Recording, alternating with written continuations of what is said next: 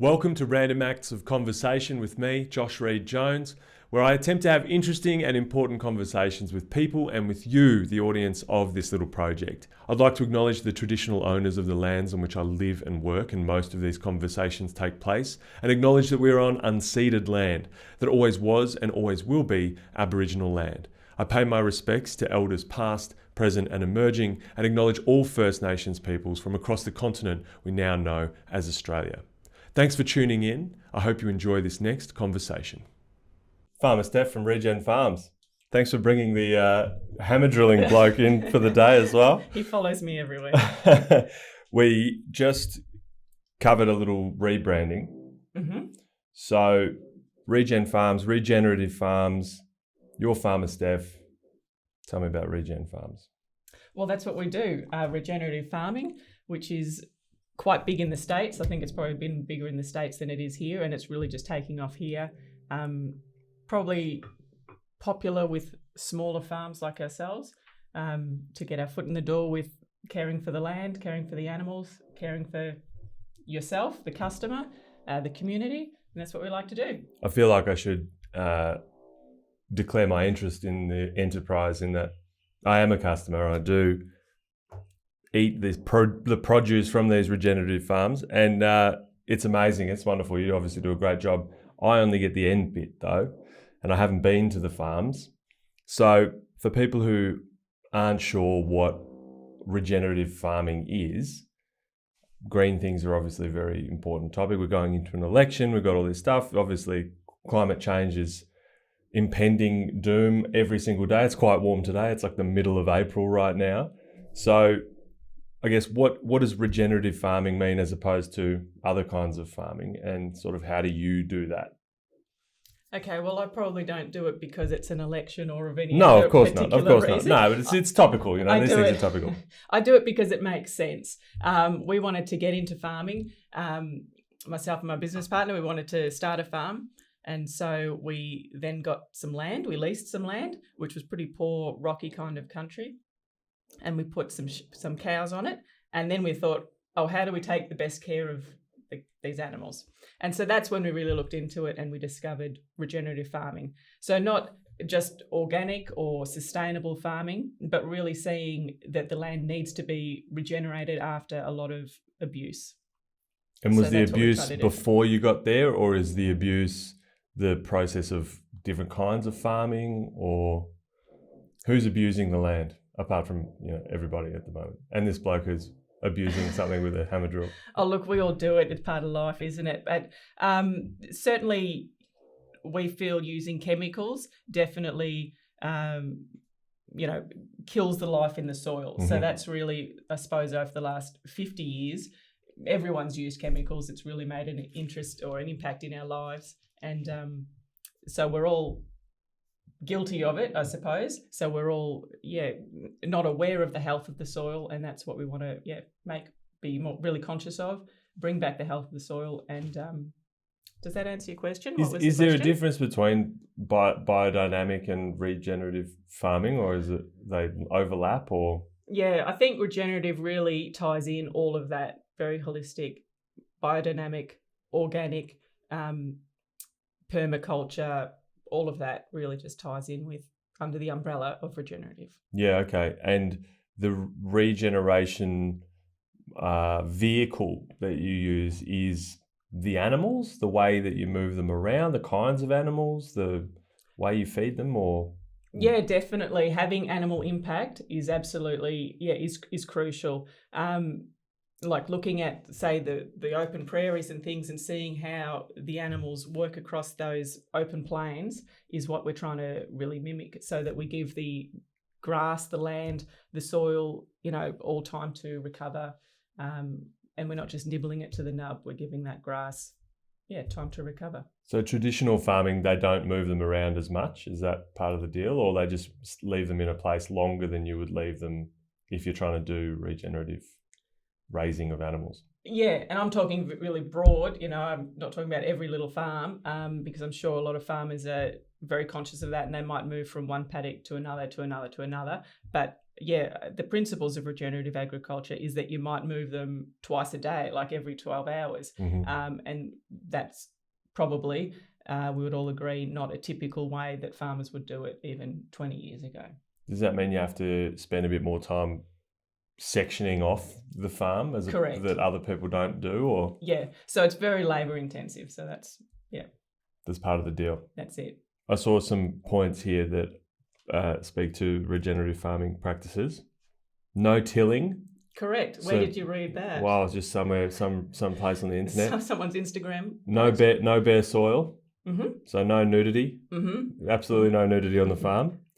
Diversity. So lots of different animals and plants and things, I imagine that is. Yeah, particularly in the plant field. Yeah, absolutely. So there's no weeds? There's plenty of weeds, but that's part of the diversity. Yeah, but like, is weeds, like, do we even only call them weeds because people are trying to only grow one kind of thing? Correct, yeah. So it's like, it's not really a weed, it's just a plant that isn't the monoculture crop you're growing. Yeah, it's a plant that you don't want there. That's what's a weed. Is there anything that grows that cows don't eat? Yeah, we've got California thistle, which is a bit of a pain. Yeah. Do they eat it and get crook, or they don't eat it at all? No, it's very prickly. So, okay, yeah. Yeah, they don't really like that.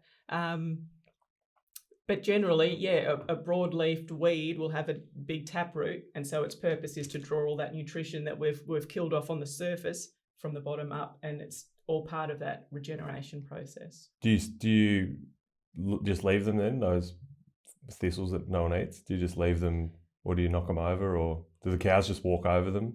Yeah, the cows walk over them and crunch them in and all of that sort of stuff. Sometimes we'll slash them, so to break it back down into the soil.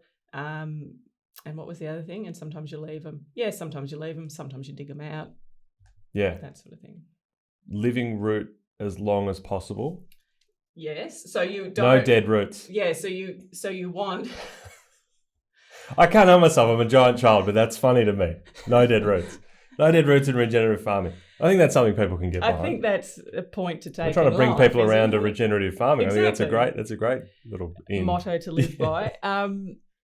What was I going to say? Yeah, because you're trying to take care of your soil. Mm-hmm. So you don't want bare soil. If you've got bare soil, the rain hits it, you get quite a lot of damage and wash off. I mean, I'm talking very broadly here, of course, not overly specific. So that grass or that cover is like an armour that protects the soil. And so the more or the deeper and more established the root system is, the more resilient the soil is to rain, or... Yeah, correct. What about dry? Does it Erosion, help if it's dry? Absolutely, yeah, absolutely. Helps with evaporation, helps with water retention. It helps, with the bacteria and the pathways within the soil and the fungi and how it all interplays with all that. So once you start to till it, you're really breaking up all of those pathways and that relationship beneath the soil. So once you start tilling, which for people who aren't farmers, we probably should talk about what tilling is. Do you know what tilling is? Yeah, it's where you plough the soil and break it all up so you can plant your seeds in there and they grow quickly. Perfect. Because it's all loose and easy to grow in. A great explanation. Yep. Yeah, there we go. I'm all over this. Yep. No dead roots, no tilling. You're a regenerative farmer.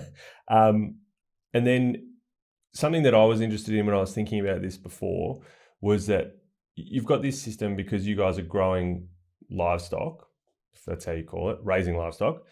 And so this regenerative system of like leaving stuff, moving them regularly, they're walking around and you don't need to till because they're doing stuff with their feet. But how does that play into if you were going to grow crops for eating as well? Yeah, like a cash crop. Well, we don't do that, so I probably can't talk to the nuances of that. But there are many people that do it, whether that's they have smaller sections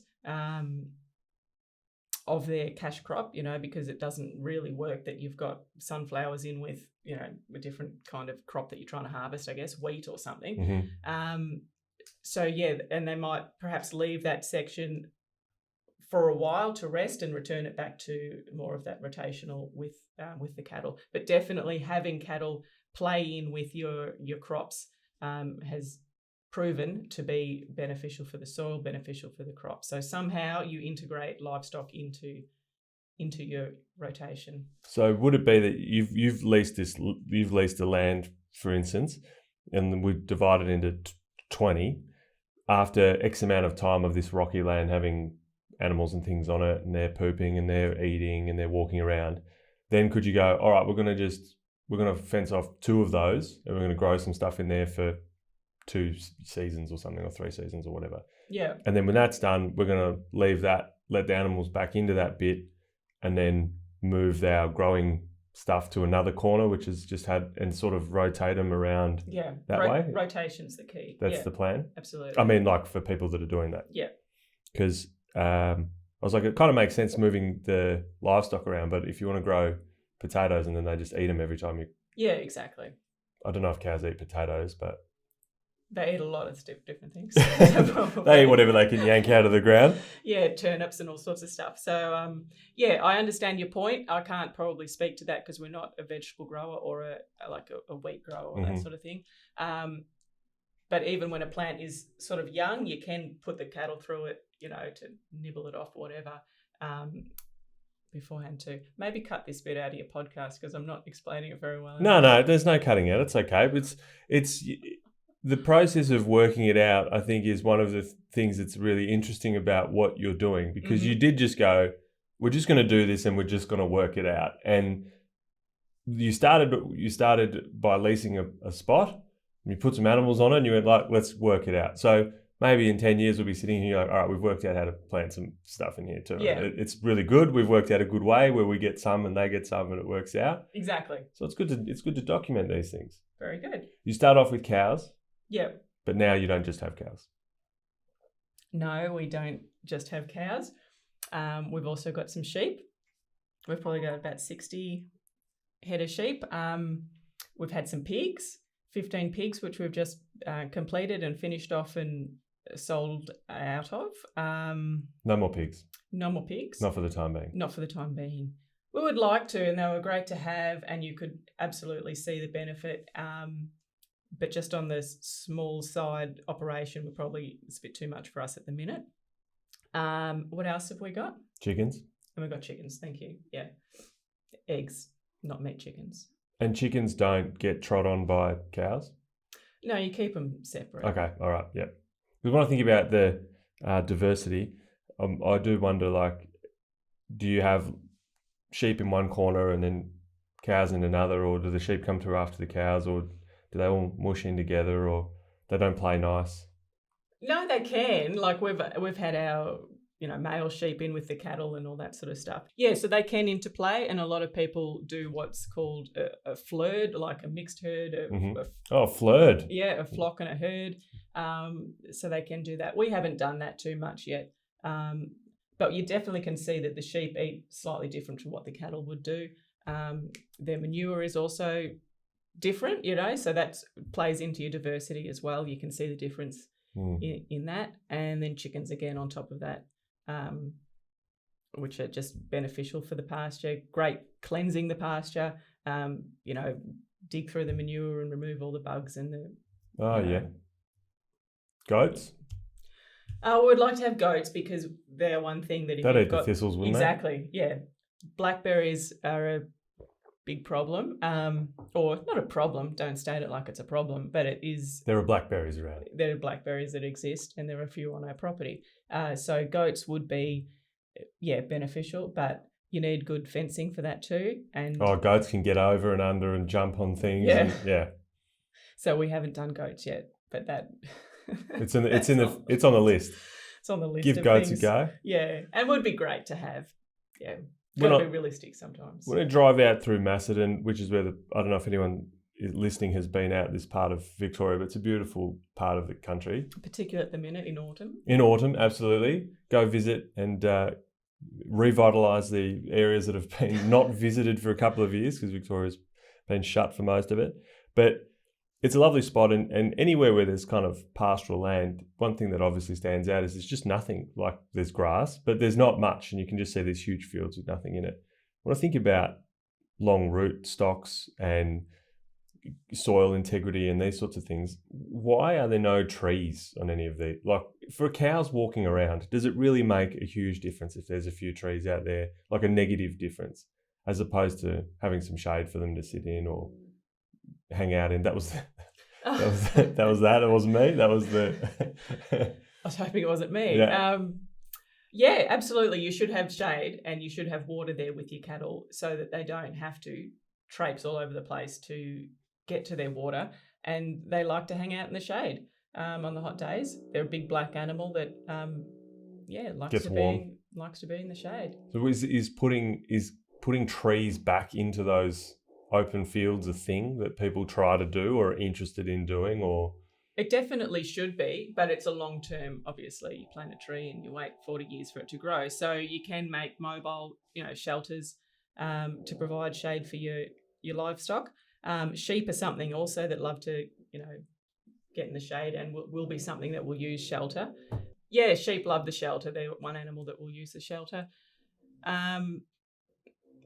But I think why there's no trees, obviously, is because it's a big square paddock is easier to plough, easier to crop and harvest your crops, So we like to do things that are easy for ourselves as humans, and so that's why we do. And there's not pull out trees. I mean, yeah, pull out the trees, but there's not like a different kind of pasture that says, oh, we were only intending to just have cows on here, so we left lots of trees because it doesn't really make a difference. All the land was cleared like it was going to have things grown on it. Is that what happened? Is that why there are just huge fields with no trees in them all over the place? No, I just think traditional farming, when I say traditional, more things that have just happened in the last 100 years, I suppose. When the whiteys came here and just started chopping things down and clearing fields and putting up fences. And I don't want it ever to come across that I am against anything like that, because that's obviously had its place, and there's plenty of people that need to be fed and food needs to be produced very quickly, and so that's got its place. Trees, have been removed for human convenience, I would say. And cattle will destroy a tree. Like if you put a little seedling in or something, little it's tiny gone, tree. Yeah. Again, you need to fence things off, and that requires more space, more time, more attention. Yeah, but definitely something we should do. Yeah, okay. And for windbreaks on your property too, which make a huge beneficial impact to erosion of your soil and things like that too. The wind carries a lot of it off? Yeah, it can. Okay. Particularly if you've got bare soil. Yeah. Bare soil, wind, gone. When you first started leasing these plots of land and there was bare soil, can you go to those places now on your property and be like, oh, look how much greenery is here? One of our properties had been left for 6 months before we leased it, so it did always have everything always has had green on it. Definitely we've doubled the stocking rates. What does that mean for the if you could have one cow on 1 acre, we can now have 2 cows on that same acre. Because there's more stuff for them to eat. Yeah. Yep. Yep. It improves the yield of the per acre. See, look at you. Oh, yeah. You're away. I do my research before these things. Farmer Josh. It looks like I just am very casual about the whole thing, but I pay attention. I do my research. And I'm interested also as we talk about the traditional, English method of farming, I suppose. Do you have any Indigenous land management sort of practices or things that you consider, or things you'd like to consider, or things you'd like to learn about as you sort of work out how to best manage these properties as well? Is there any? Probably at the minute we don't. We're not educated enough in that. There is a good book though, as you've mentioned it just now, and I don't remember what the name of that is. So cut this bit out of your podcast. No, that's all right. But there was a good book about Indigenous management, and I don't have it on the top of my head. But for raising animals or caring for the land, I think is more of the space. Yeah. I'll talk about Fire Country by Steph, whose name escapes me, but Fire Country is about fire management of the land. Yeah, possibly. Which is an excellent read, and I recommend everybody checks it out. My copy's been lent out, but it is a wonderful book. Very good. So we haven't educated ourselves on that enough to use it at the minute. Mm-hmm. I think it is a challenge that there's not been great recording of it over time. It's something that people are doing now. With Bill Gammage who started doing it, and Bruce Pascoe, and people like Stephen who wrote Fire Country, and Tyson who wrote Sand Talk, which is up there as well, all like starting to get back in and work it out. But for many years there was no discussion of it whatsoever, so it's hard probably to find literature and experts in that space. As we move from working it out and you're in there and you're just kind of getting a spot and then going, let's put some cows on, let's see what happens. What was the catalyst for throwing in the old life and becoming farmer Steph instead of landscaper Steph or PT Steph? What's the catalyst? Good question. Very good question. I think because I suppose I've always liked the outdoors, being a bit physical, and I was hitting a point where I was sort of maybe withdrawing from people a little bit. So I don't know if you want to go down that line. Yeah, of course. in Sure. podcast. Yeah. Whereas I suppose a lot of farmers would probably voice similar opinions. I'd rather play with the cows than play with people, and all of that sort of stuff. Mm-hmm. So there was that. Also space, country, look, if we can get some cows and it can pay the rent, how good will that be? So a betterment of life, and just a good way of life. Have you found that over the years that like you enjoy it as a lifestyle, that you feel better being farmer Steph, that's been a positive change? Yeah, for sure. Yeah. But I'm sure it has its challenges as well. Of course, yeah. And you can bite off more than you can chew, and then you're, in the similar stressful situation in life. You've got to address those sorts of things in your own life, I think, to make the most out of whichever area you're in. When you have a bunch of little lives that are depending on you to pay attention to them and move them around so they have food and all these sorts of things, how is it possible to have a minute to yourself, or a day or a week? Like, is that just once you start doing that, you're like, they say there's no days off on a farm, you've 7 days a week, you've got to at least have it on your brain, even if you're not in there doing something directly. Is that something that you had to manage, that you go, oh, well, now I don't really have a day where I don't have a consideration for what's happening on these plots of land over here? That probably has been a challenge. You just throw yourself into it, and like any endeavour, whether it's farming or something else that you're doing, I think you throw yourself into it and it's exciting and it's challenging, and you just do it without much awareness. But farming is 24/7. Someone's got to be there, and inevitably, as soon as you have an appointment on the other side of town, the cows will be on the street or something, and they get out sometimes. They do. The most inconvenient times that happens. So do you have to plan your life to just be on call all the time, or do you sort of just plan your leisure time alongside some work stuff you need to do? You're like, oh, I need a walk, I'll take my walk around the paddock and keep an eye on everything and do it all at once, sort of thing. Yeah, that's what I do. Take the dogs for a walk of an evening and really appreciate and try to have the downtime like that, or early in the morning. But that is important at that time, which I probably didn't put any value on in my previous employment, even though I've been self-employed, is buying out that time for yourself. And on the farm, it's, I suppose, a little bit easier because you can walk around and see the beautiful view and the beautiful evenings, and, just have time to reflect and enjoy and appreciate where you are. But you got to buy that out. I think that's in whatever area of life you're in. You've got to buy out that personal time. What is the cycle of rest time on a farm? When do you get downtime? Is there like a time of year where it's a little bit quieter, or is it just when you go, oh, we don't have pigs now, so that's made things a little bit quieter for a minute? Yeah, exactly. Whenever it's quiet, then you get another breed of animal in that you're trying to manage. So when they've gone, it's like, oh, that's really good, they're gone. Probably now is a bit of a quiet little patch for us, and then we'll have calves on the ground starting in winter, in June, July, August, So that sort of gets a bit busy, and then we'll have lambs on the ground in spring. And in spring you're always moving them, very regularly, whereas at the minute we can, grass is growing not crazily, but not too slow either, so you can slow up your rotations a bit as well. So probably now's a bit of a quieter time. Now's a quieter time, which is why you get to come in here and have a teddy bear biscuit and a yarn with me, which I appreciate. Correct.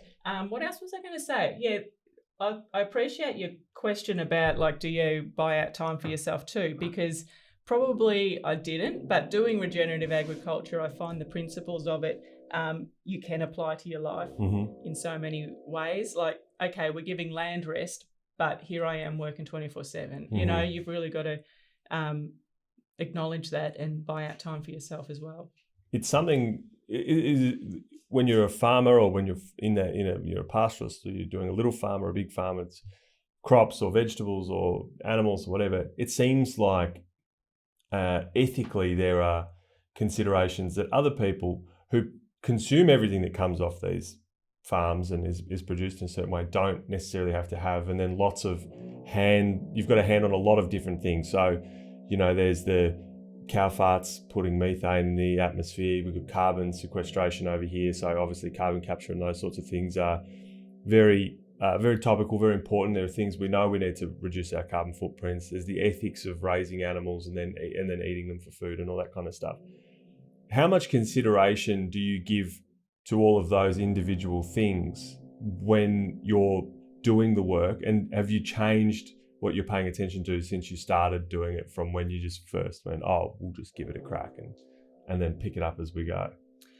Yes, there's probably a lot in that. I think things fall into place when you're doing the right thing. Like when there's harmony, life will flourish and things balance out. So once we've just sort of discovered regenerative agriculture, yes,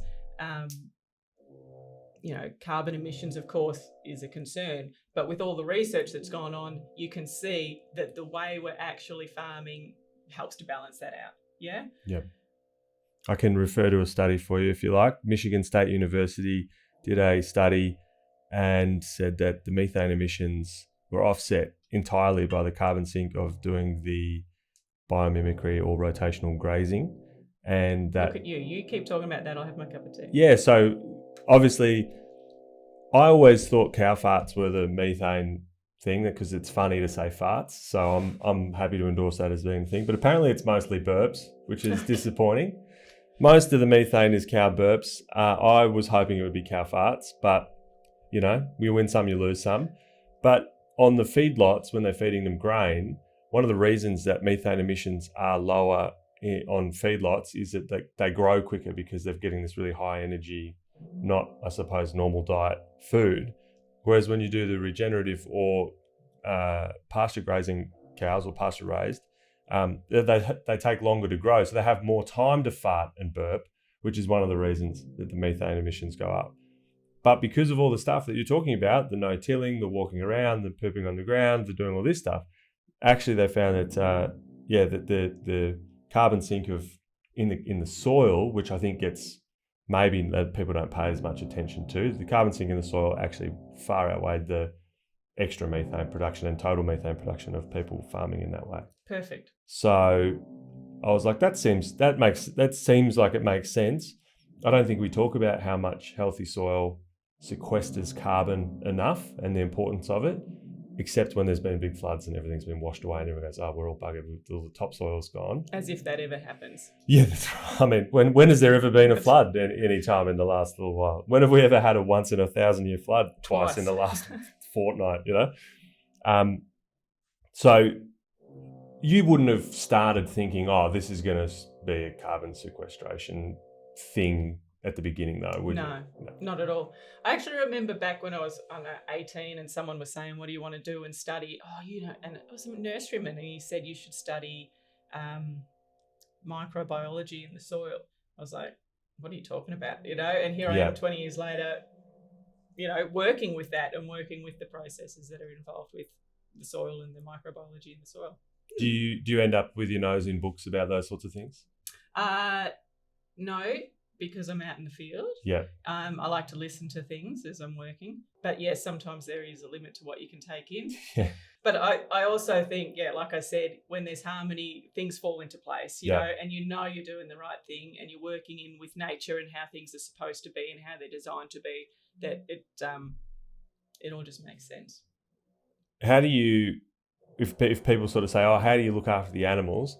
What are the things that you do to make sure that they're having, like, I guess, a really happy, healthy life? Because it makes sense that you want them to have a happy, healthy life because you're raising them for that purpose. But what kind of things do you do to make that a reality for people who are a little bit skeptical about the raising of animals for meat?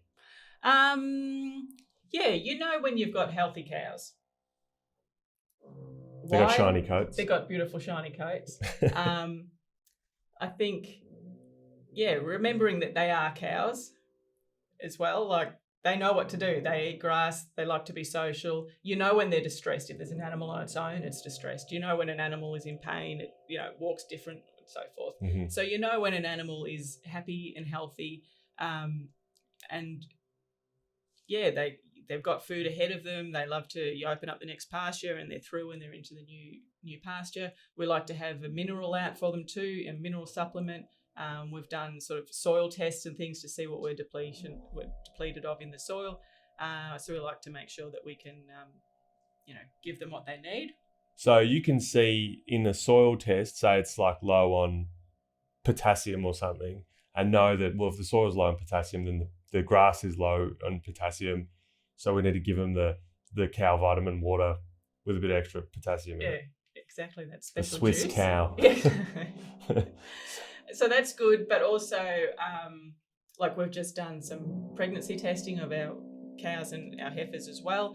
100%. Oh no, sorry, two weren't pregnant out of over 100 cows. So that was a fantastic result, which means, if you're not healthy and performing at your peak, it's hard to conceive, and obviously we haven't had that problem. So that's... You gave me an interesting fact about being sterile. Oh, lame bulls are sterile. Yeah. Yeah. When bulls are lame, injured, then also more dead roots. Exactly. So they're no good. We need living roots as long as possible. So we've got to make sure that the bulls don't get crook. Yeah, exactly. So there you go. Nature really just switch it off if you're not in a good way. I believe so. That's crazy. Explains a lot. Does it? Sad bulls. They're like, my foot hurts. Now my life is falling apart. Yeah. Can't do my job properly. That is their job predominantly, isn't it? That is their job. Yeah. Like all men, just walk around and look macho. Just walk around, swinging big shoulders around. For the life cycle of the cows, because they take longer to grow because they're eating grass and all that kind of stuff.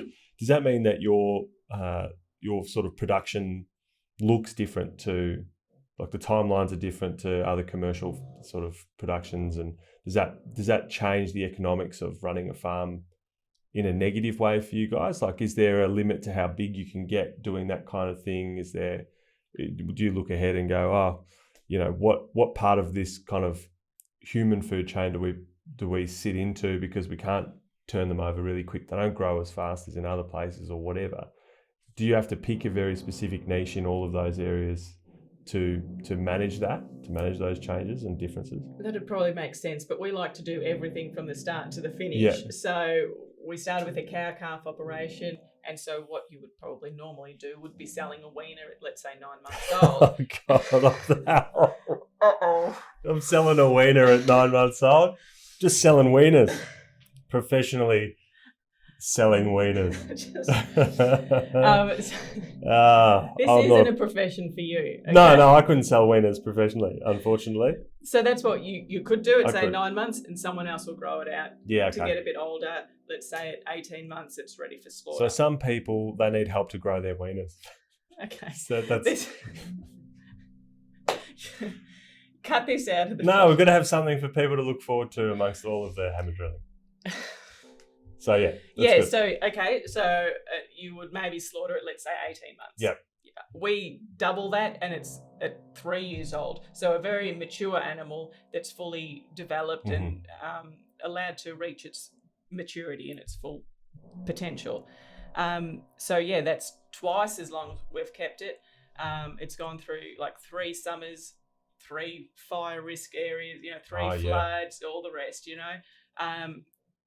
So you've got to have hay, or you've got pasture, or you've got whatever, to keep this animal longer. So is there more cost involved? Absolutely, there's more cost involved. Plus, a bigger animal still needs to eat plenty of grass. So you need to have that area for them as well. Mm-hmm. So it's all a big juggling act of what grass we've got ahead, how much pasture we've got ahead, another year, another winter, you're trying to constantly gauge that so that your animals have got something in front of them and you can keep them in peak condition. Have you, obviously we talked about kind of your impact on the environment, but have you been on the other end of like poor environmental sort of outcomes? Have you had the floods? Have you had fires nearby? Have you had to deal with crazy weather or anything of that nature? Very fortunately, we have not had to deal with either of those. I suppose one of our blocks this past winter has been so wet for us, and probably half of the paddock, half of the block is underwater. And that really, we ran into trouble with our pigs. We couldn't even get across to them. Like I just had to bucket things over to them or whatever. So that was a problem, like to get machinery and anything heavy across. All had to be done by hand or foot. So what was your question? Yeah, so that was the floods, but we haven't been washed away or anything like that. And the water just sat there. Maybe we just had been too good with our regenerative agriculture and absorbed too much water, and the water just sat there. I just had soggy land for a while. Just really soggy. So that actually was a challenge for us this past winter. You'd think plenty of water is good for farmers, but for us it was like, oh my goodness, we're pulling our hair out. Please stop raining. Oh, because the cows get stuck, or? Yeah, well, a lot of the paddocks, they couldn't be in. It was just mush. And cows are big, heavy animals, and will just, destroy a paddock just with their weight, Yeah. So try to keep them up on other areas, which, interferes with your rotation and all of that sort of thing. So that was the floods. We haven't had any fires or anything come through. That's always a worry. Touch wood. Yeah, you got to, be conscious of that. We have this year had a few fires close by, which you're just so grateful for. That's probably a warning of a fire in the area. Yeah. Oh my God. So we're just so grateful for the fireys that come in and just swoop in straight away on anything that's close by. Like, we're very, very fortunate that we have that. Good work, Macedon Fire Service. Yeah, very good.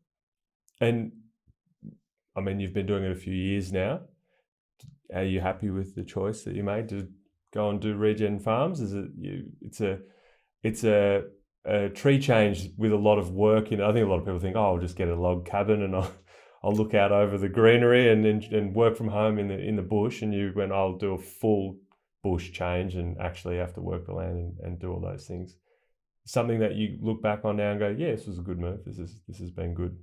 I think it's excellent.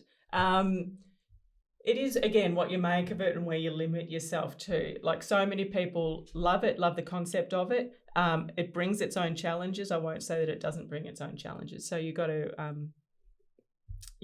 be prepared for the labour aspect of it too.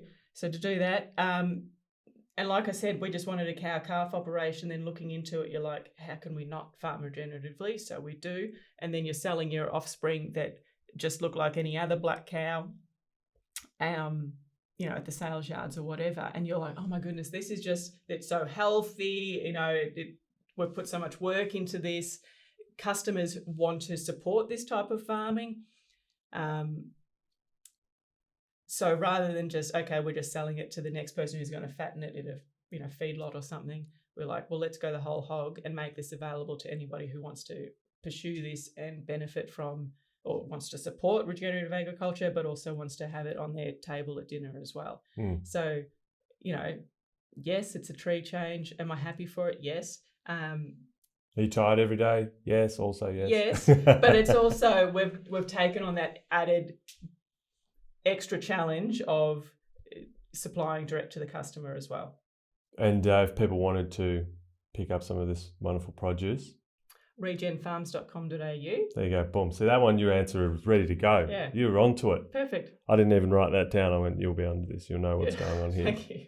And is there anything that you would want people to know about it if someone's going, yeah, I'm just going to start a farm? Like, is there any hot tips you've got for people that are out there thinking, yeah, maybe if we all just got together? I think the common conversation that I hear, as common as this conversation can be, is like, oh yeah, we should all just get a little spot, pop a couple of little houses on it, and then just grow our own, fruit and veggies and animals and just live there and avoid all the pitfalls of the city and all the lunacy that goes on here. How possible is that for people to do? Really? Everything's possible. I like that. It's aspirational. You want to sell weiners? You can do it. You can. You can get out there, make a career of it. My advice would be don't start with cattle. Okay. They're like they're like advanced farming.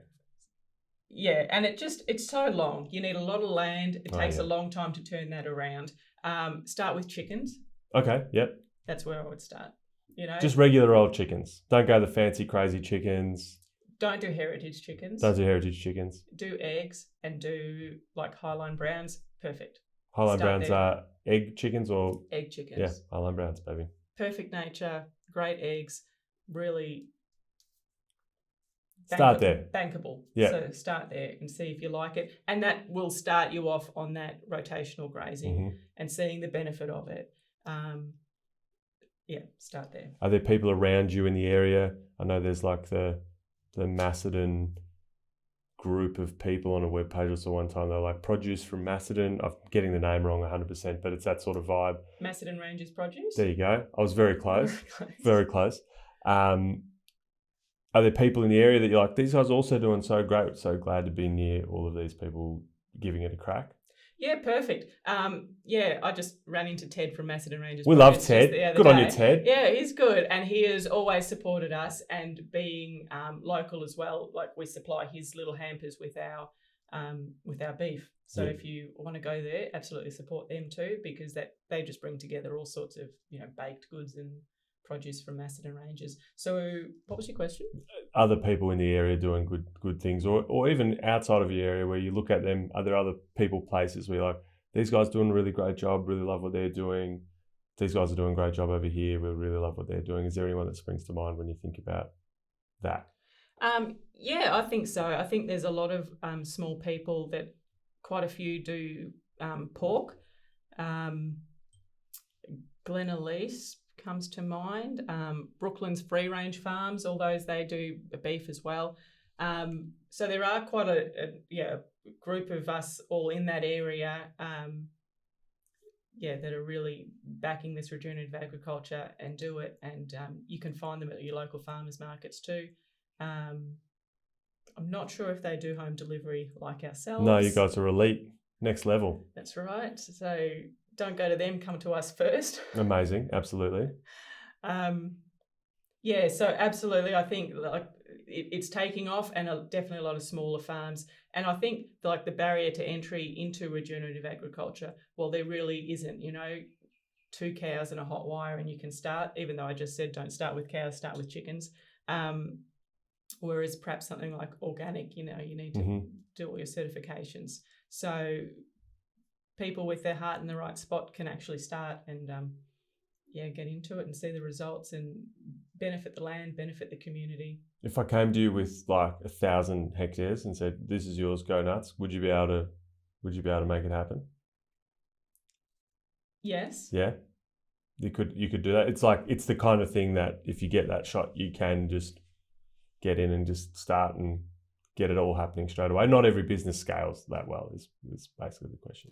Okay, you're asking if I can scale. I probably am not at a point that I can scale. Not right now. No, I mean, I recognise a lot of the challenges. Like, can you even get somewhere that they say you've got this for a long time so you can settle in and get after it. But if that complexity was taken out of it, it's the kind of thing that does scale. Yeah, absolutely. Yeah. Yes is the answer. Yeah.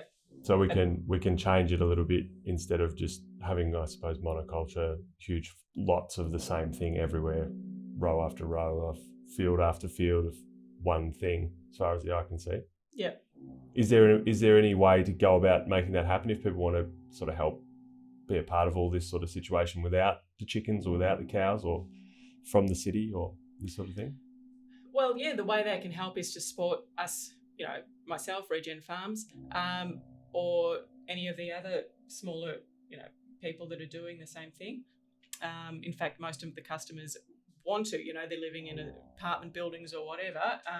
This is the way they can support it, is to support us farmers and buy direct from your farmer.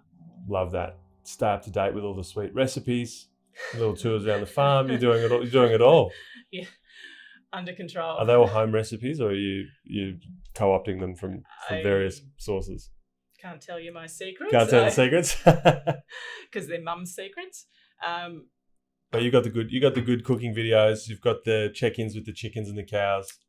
It's all happening, which I think is nice for people who want to know the sort of provenance of where their food's coming from and all that. For sure. I think that's what half the appeal is that people want to know where their food is coming from, and that reassurance that we are chemical free, because there is so much awareness of that now. Yeah, it's great. Well, I think good on you. Thanks for getting stuck in and doing such a great job and coming here today. I know you were feeling a bit nervous about it. I know whoever's just decided to just start rattling the floor for literally an hour straight has wanted to join in too, so we appreciate that. All are welcome. If there's too many complaints, you'll have to come back and we'll just do it again without old mate. And without the bad jokes. And the bad jokes are staying. We're talking cow farts, we're talking weiners, we're talking burps, we're talking dead roots, we're talking living roots. It's all on the table. Yes, yeah, that might be the grab, actually. That might be the bit that goes up. But thanks for coming by. I really appreciate it. And thanks for doing such a great job. You're welcome. Thank you. Amazing.